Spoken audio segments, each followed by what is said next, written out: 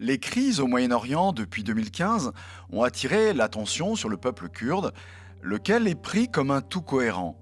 Or, les réalités historiques et l'actualité du peuple kurde dévoilent une multitude de nuances que j'aimerais maintenant essayer d'éclairer.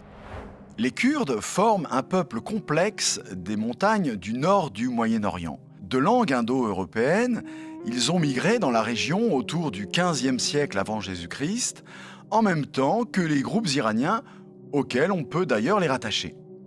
Nomades, ils s'installent de façon privilégiée dans les montagnes froides de Perse et d'Anatolie. Même s'ils ont une unité linguistique, plusieurs dialectes sont utilisés. Le Kurmanji à 60%, le Sorani à 30%, le Zazaki et le Gorani. Cette différence se conjugue à une multitude d'oppositions tribales qui nuisent à la constitution d'un front kurde unifié. La plupart sont sunnites, sauf dans la zone Zazaki où le chiisme est majoritaire sous une forme dérivée appelée Alevi, ainsi que dans le nord de l'Irak où l'on trouve les Yézidis, secte religieuse de population kurde. Islamisés dès le 7e siècle, les Kurdes sont les fidèles auxiliaires militaires des califes arabes qui les apprécient pour leur rudesse. Dès le Moyen Âge, ils sont gouvernés par des dynasties autonomes, les Hassanoïdes, les Rawadites et les Marwanides, chacune s'appuyant sur des clans spécifiques et s'intégrant dans des confédérations tribales, souvent en lutte entre elles. À partir du XIIe siècle, les espaces kurdes ont connu de profonds changements. Leur territoire tribal se réduisit considérablement en raison des invasions turques et en raison des conflits avec les Arméniens qui étaient soutenus par Byzance. Les dynasties kurdes sont peu à peu soumises par les émirs turcs qui contraignent les chefs tribaux à se mettre à leur service pour faire la guerre aux croisés. Parmi ces guerriers kurdes ralliés figure la grande famille de Saladin. Leur zone d'occupation glissa alors vers le sud et l'ouest sous l'effet de la concurrence des Turcs. Les pâturages kurdes quittèrent les régions septentrionales pour la Syrie et le nord de la Mésopotamie, qui constituera à l'époque contemporaine ce qu'on appelle le Kurdistan autonome. Les espaces kurdes se sont donc fixés autour du XIIIe siècle, sans changer jusqu'à nos jours. À partir du XVIe siècle, ils deviennent les auxiliaires zélés de l'Empire ottoman, dont ils assurent les défenses militaires contre le royaume persan. À ce titre, ils reçurent une délégation d'autorité dans leur principauté qu'ils purent autogérer librement, quitte à exercer sur les Arméniens chrétiens de la région un autoritarisme brutal.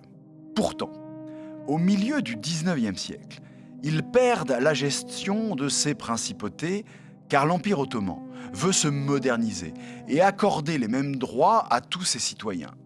Kurdes et Arméniens se retrouvent donc égaux.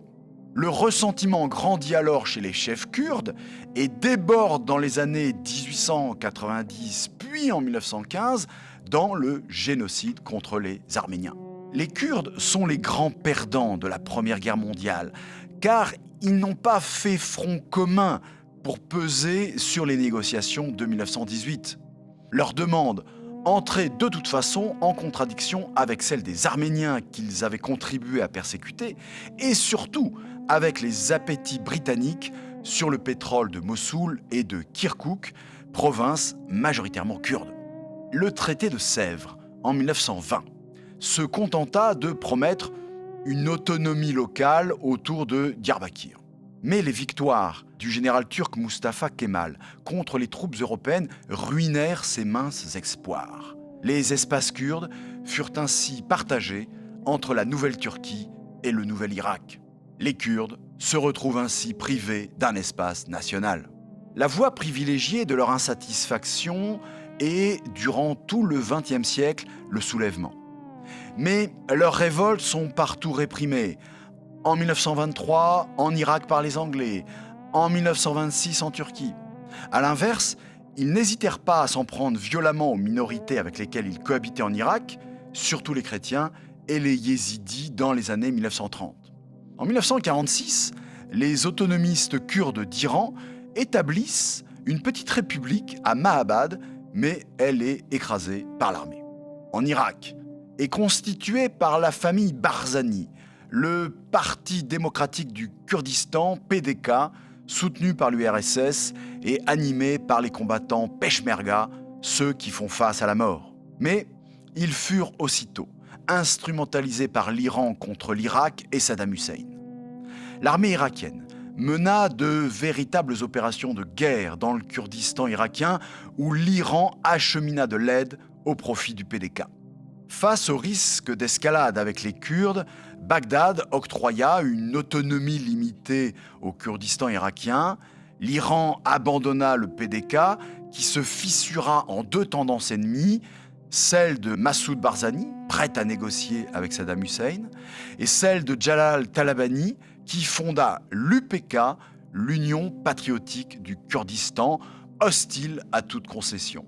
Mais l'armée irakienne continua sa répression dans les années 1980.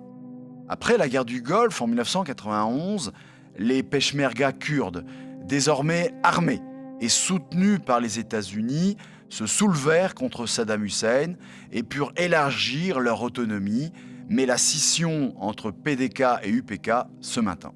En Turquie, en raison de leurs revendications, le gouvernement mena des opérations de guerre durant les années 1980 contre la guérilla du PKK, le Parti des travailleurs du Kurdistan d'inspiration marxiste.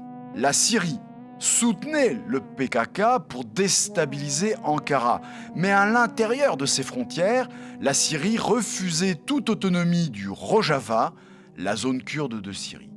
À partir de 2012, les Kurdes ont exploité les printemps arabes, puis l'avènement de Daesh, pour se tailler le territoire dont ils avaient été privés.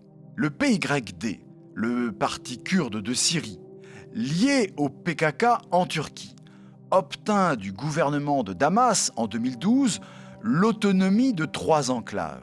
En Irak, les Peshmerga ont mené des opérations contre Daesh et ont ainsi élargi les territoires attribués en 1991 au Kurdistan autonome. La lutte contre le djihadisme les a même aidés à pénétrer dans des zones arabes d'Irak, notamment à Kirkouk et à Mossoul, bouleversant l'ordre territorial. Grâce aux soutiens européens et à la manne pétrolière de leur région, les Kurdes irakiens, depuis leur capitale Erbil, étaient assurés d'autofinancer leur province, voire d'en faire ce qu'on appelle parfois une Suisse du Moyen-Orient. Une Suisse où la corruption et le népotisme règnent, mais néanmoins riches.